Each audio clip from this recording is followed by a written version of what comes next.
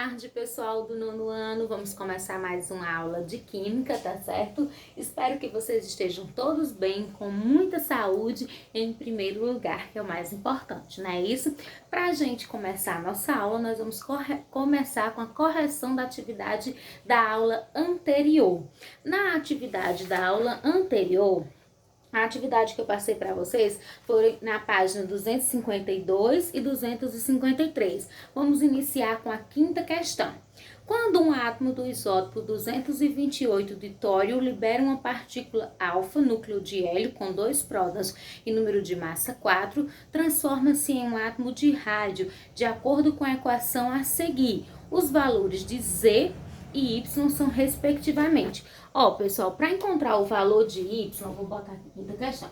Para encontrar o valor de Y, vocês podem ver que Y está no lugar da massa do radônio. Então, nós vamos pegar 228, que é a massa do tório, menos 4, que é... Por que menos 4? Porque 4 é a massa da partícula alfa que foi emitida. Então, menos 4 da partícula alfa dá igual a 224. Então, esse é o valor de Y, 224.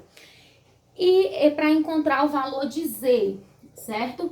Z é o número de prótons. Aí, se você for ver, no radônio eu tenho 88 prótons e agora eu vou somar com a partícula alfa e não diminuir, porque eles estão juntos, um está sendo somado com o outro. Vou somar com 2, que é o número de prótons da partícula alfa, e vou obter 90. Então, Z é igual a 90 e Y é igual a 224. Então, a alternativa correta é letra C, 90 e 224. Letra C, tá certo? Sexta questão. Em 1902, Rutherford e Soddy descobriram a ocorrência de transmutação radioativa investigando o processo espontâneo. Então, tá aí desenhado o processo. Nós temos o radônio. Eu vou colocar aqui o processo bem rapidinho. Nós temos aqui, ó, o radônio, 226 de massa e 88 de prótons. Aí, nós temos o RN. O RN é radônio, o RA é rádio, perdão, viu, pessoal? Aí o radônio, 222, e o número de prótons, 86. Aí isso vai liberar a partícula X. Aí ele pergunta, a partícula X corresponde a 1. Então, ó, se você fizer o seguinte, 226 aqui, menos 224... Ó, 226 menos 222, na verdade, vai dar como resultado 4. Então, a partícula X vai ter um número de massa 4. E se você fizer aqui, ó, 88 menos 86, vai dar 2. Então, o número de prótons da partícula X vai ser 2. Então, se ela tem um número de prótons X... Se tem um número de massa 4 e um número de prótons 2, esse é o átomo de hélio. Então, a resposta correta é letra A, núcleo de hélio. Oitava questão. Relacione as radiações naturais alfa, beta e gama com suas respectivas características. Um alfa, 2 beta e 3 gama. Então, vamos lá. Possuem alto poder de penetração, podendo causar danos irreparáveis ao ser humano. 3, gama, não é isso? São partículas leves com carga elétrica negativa e massa desprezível. 2, beta. São radiações eletromagnéticas semelhantes aos raios-x, não possuem carga elétrica nem massa. Partículas gama. 3, então. São partículas pesadas de carga elétrica positiva que, ao incidirem sobre o corpo humano, causam apenas queimaduras leves. É a radiação alfa. Então, a sequência correta de cima para baixo fica 3, 2, 3 e 1. Letra D de dado. Então, nona questão. Ao acessar um site na internet, à procura de informações sobre radiações, um aluno encontrou a seguinte figura. Vocês têm a figura aí. Aí diz assim, qual das radiações é mais energética e como ela é chamada? A alternativa correta vai ser letra E, que diz assim, é a representada em 3, ela é chamada de radiação gama. Que vocês podem ver que a radiação gama, que é a 3, ela vai passar pelo pedaço fino de papel metal ou tecido, pela chapa de metal e pela chapa grossa de chumbo. Então, como a gente viu, das partículas radioativas que a gente estudou, a mais penetrante é a gama. Então, a resposta correta vai ser letra E.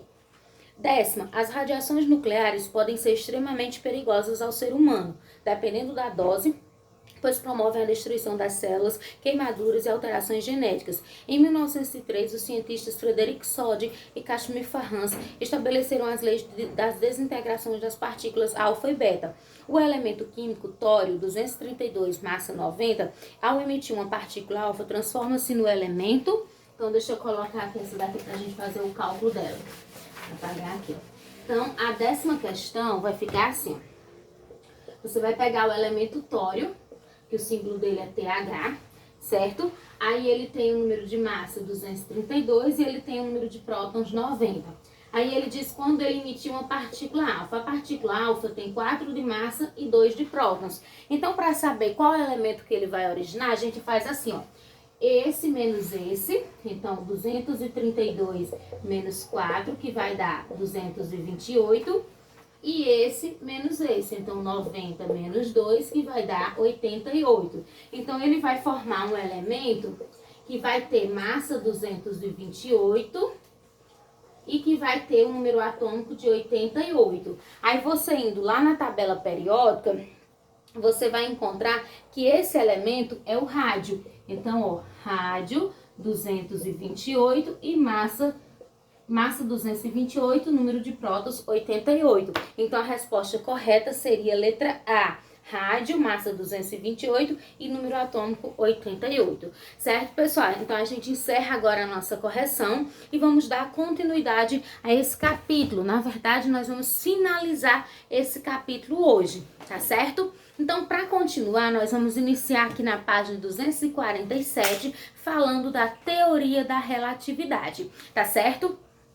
Essa teoria, todo mundo já ouviu falar um pouco sobre ela. Então, a teoria da relatividade, ela surge em 2 etapas e ela altera profundamente as noções de espaço e tempo, tá certo? E o interessante dela é o seguinte, que enquanto a mecânica quântica é fruto do trabalho de vários matemáticos e de vários físicos, a teoria da relatividade é fruto exclusivo das pesquisas de Albert Einstein.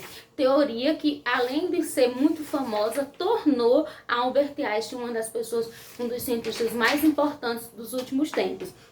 Em 1905, Albert Einstein formulou a teoria da relatividade, onde ele diz assim, a teoria da relatividade restrita ou especial, que diz assim, de acordo com a qual a distância e o tempo podem ter diferentes medidas segundo diferentes observadores. Ou seja, para o Newton não existe um tempo e espaço absoluto como para Newton não. Para o Albert Einstein e a teoria da relatividade, não existe um tempo e espaço absoluto como Newton havia postulado, tá certo? Essa teoria de Albert Einstein, ele chama ela de bonita esteticamente, certo? E ela, como eu já disse, ela é uma teoria que todo o tempo ela vai estar voltada com a questão de tempo e espaço, certo? Einstein transformou a sua teoria numa revolução, como eu já disse, e também ele fez com que a fórmula matemática ficasse essa fórmula matemática aqui. Quando eu escrever ela, eu tenho certeza que vocês vão lembrar que já viram ela em algum lugar. É igual a m vezes c ao quadrado. Essa é a fórmula química da teoria da relatividade, que diz que a energia é igual a massa vezes o quadrado da velocidade da luz, tá certo? Então, Einstein popularizou essa fórmula aqui e com isso ele explicou por que pequenas quantidades de energia podem liberar pequenas quantidades de massa podem liberar grandes quantidades de energia, como é o caso das explosões que acontecem nas estrelas e também da energia contida no núcleo de átomo, que é a base dos artefatos nucleares, como a bomba atômica, por exemplo. Einstein também relacionou a sua teoria com a questão da gravidade, só que enquanto Isaac Newton relacionou a gravidade à queda dos corpos, o Einstein relacionou a questão espacial. Para Einstein também, ele compreendia que o espaço poderia ser curvo. Ele dizia que se um raio de luz passasse próximo ao Sol, ele ia se tornar curvo por conta da grande massa do Sol. E isso também chegou à conclusão que o universo também seria curvo. Isso foi confirmado em 1987 com a observação de galáxias muito distantes e confirmou-se que o universo é sim curvo. Agora nós vamos falar um pouquinho sobre as tendências atuais da radioatividade, certo? A fusão nuclear, a gente já falou sobre fusão e fissão. Fissão é a obtenção de energia a partir da quebra de átomos. Um núcleo de átomo é quebrado em outros menores. Já a fusão é o contrário, é a união de átomos leves que vão formar um núcleo mais pesado. A fusão nuclear é o que acontece no Sol, como a gente já falou muito. Os átomos de hidrogênio, seus prótons, deutério e trítio, se unem e formam átomos de hélio, liberando assim uma grande quantidade de energia, certo? O homem só conseguiu fazer até agora a energia nuclear a partir da fissão nuclear, a partir da quebra de núcleos de átomo. Essa questão de fazer a fusão controlada, de forma controlada, é um grande desafio da física moderna. Por quê? Se o homem conseguisse fazer isso, primeiramente, a energia nuclear, ela produz uma grande quantidade de energia através da fissão, mas gera os resíduos tóxicos. Já a fusão nuclear, ela gera uma energia limpa e que não deixa resíduos, tá certo? E para vocês terem uma ideia, por exemplo, para fazer a fusão de forma controlada, pegando o deutério, que é um isótopo do hidrogênio que é encontrado na água, se você pegar uma única gota de deutério, que vai ser obtida a partir de 4 litros de água,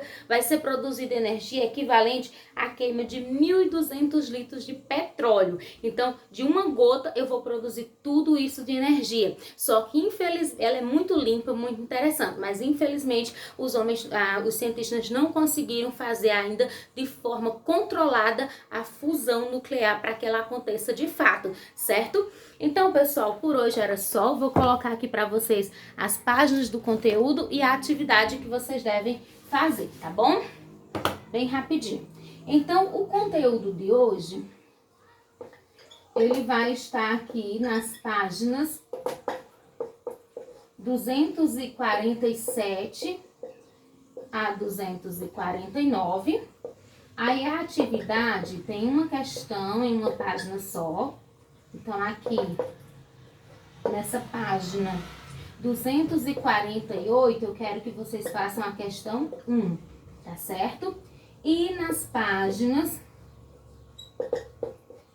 251 e 252, eu quero que vocês façam as questões 1, 2 e 7, tá bom? Então, na página 248, a questão 1, nas páginas 251 e 252, 1, 2 e 7. E aí, como é pouquinha questão, né, eu gostaria também que vocês fizessem uma pesquisa, pode ser resumido, não precisa ser nada muito longo, sobre a vida de Albert Einstein, que como a gente viu, o seu trabalho para a física e para a ciência e para o mundo é um trabalho muito importante. Então, vocês fazem atividade, mandam para mim, ou no aplicativo, ou no meu zap. A pesquisa também vocês podem mandar através de foto, não precisa fazer nada muito longo, tá bom? Então, uma pequena pesquisa sobre a vida de Albert Einstein. E qualquer dúvida é só me chamar, eu estou disponível de 1 até as 5 para tirar qualquer dúvida de vocês. Tchau e um abraço!